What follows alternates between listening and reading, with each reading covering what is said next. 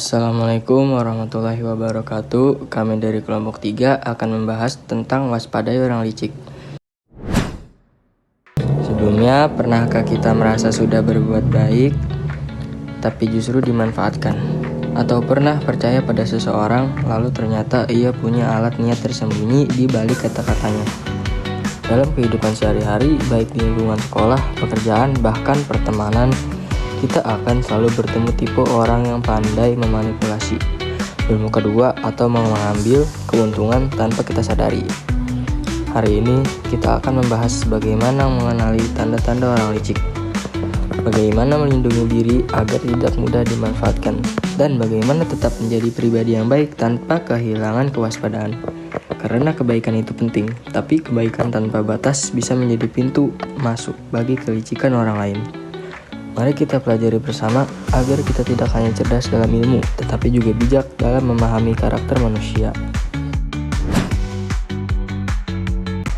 Selanjutnya, perkenalkan anggota kelompok kami, yaitu ada Amelia Putri, Erika Saskia, Giska Aulia Putri, Kesha Diustari, Kalila Sugiwahyudi, Syifa Aulia, Sriwaria, Sasa Ramadhani, dan saya sendiri, Syahrul Ramdhani. Pengertian dari orang licik. Apa itu orang licik? Menurut Kamus Besar Bahasa Indonesia (KBBI), licik berarti banyak akal yang buruk dan pandai menipu, seperti culas dan curang. Orang licik adalah individu yang menggunakan cara-cara curang, manipulatif, dan tidak jujur untuk mencapai tujuannya, seringkali dengan mengorbankan orang lain demi keuntungan pribadi.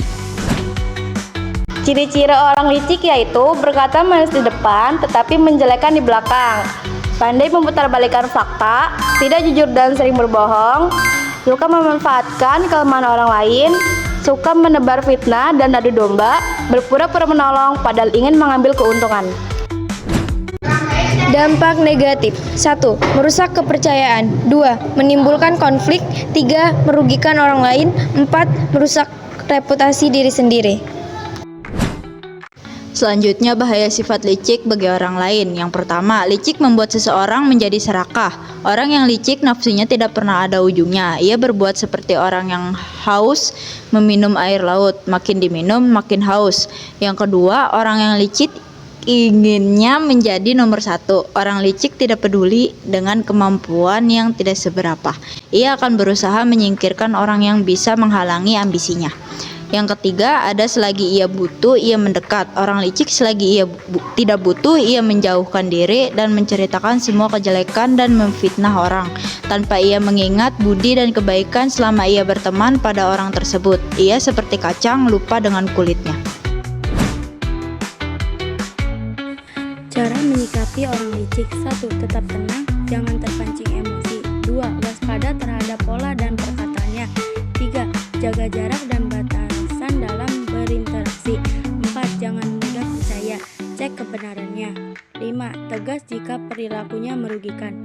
6. Simpan bukti bila diperlukan. 7. Jika perlu, jauhi demi ketenangan diri. Upaya menghindari sifat licik. Untuk menghindari sifat licik, biasakan jujur, kenali pemicu perilaku curang, bangun empati, pegang prinsip moral, bersikap terbuka, kelola rasa takut, pilih lingkungan yang jujur, minta umpan balik, akui kesalahan, dan lakukan refleksi harian agar harus memperbaiki diri. Selanjutnya, kesimpulan. Orang licik cenderung mengutamakan keuntungan pribadi dengan mengabaikan kejujuran dan keadilan, sehingga keberadaannya dapat menciptakan ketidaknyamanan, merusak hubungan, serta menurunkan kualitas kerjasama dalam lingkungan sekitar. Yang terakhir, ada saran. Untuk menghindari orang licik, kenali tanda-tandanya seperti manipulatif dan suka memutar fakta. Batasi informasi pribadi agar tidak dimanfaatkan.